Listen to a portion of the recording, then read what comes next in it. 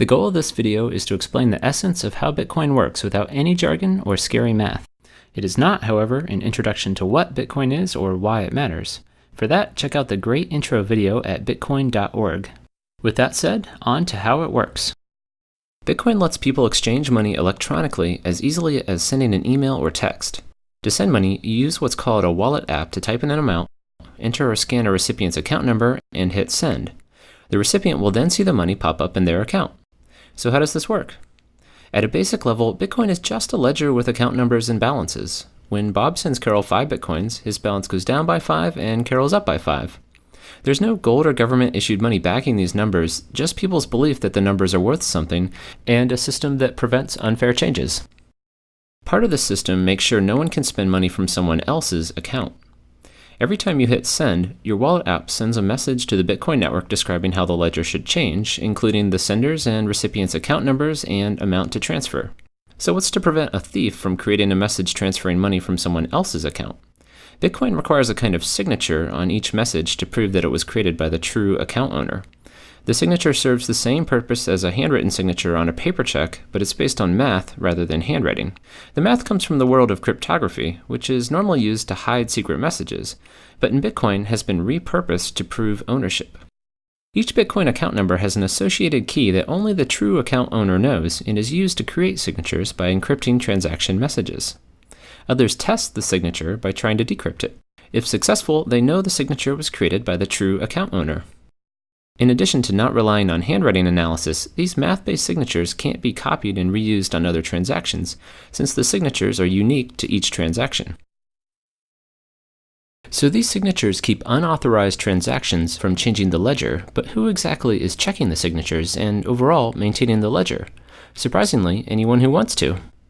One of the main goals of Bitcoin is to provide a decentralized system, meaning no single company or government can control it. Every time someone sends money, a transaction message is passed around to all the people who want to help maintain the ledger, who all call maintainers. Each maintainer keeps a personal copy of the ledger and updates it whenever they receive a new transaction with a valid signature. With ledgers spread all over the world, traffic delays and occasionally fraud can lead to differences in those ledgers. So how does the world decide which version to use?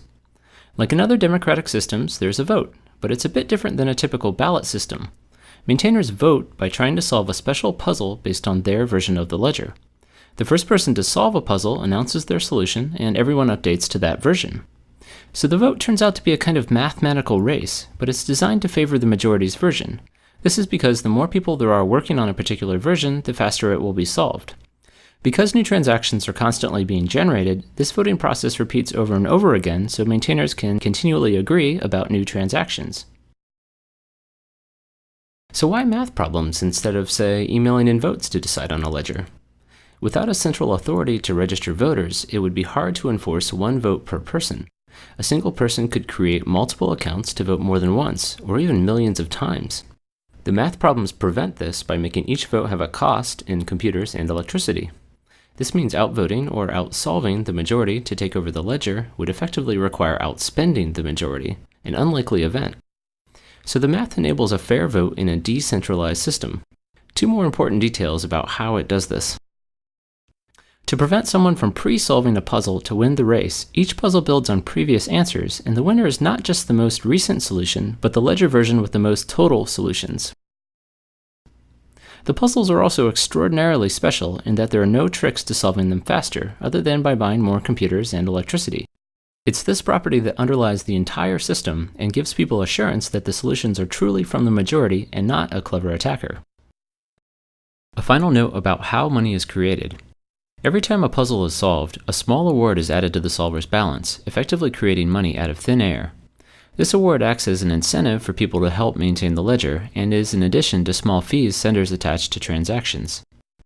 Because maintainers acquire newly created money through computation, they are typically called miners, but their main purpose is really to manage the ledger, not to create money. The voting system simply provides a convenient way to randomly distribute money into the world, and in fact, after 2140, no more money will be created. In summary, Bitcoin is an electronic currency that's based on a collaboratively maintained ledger.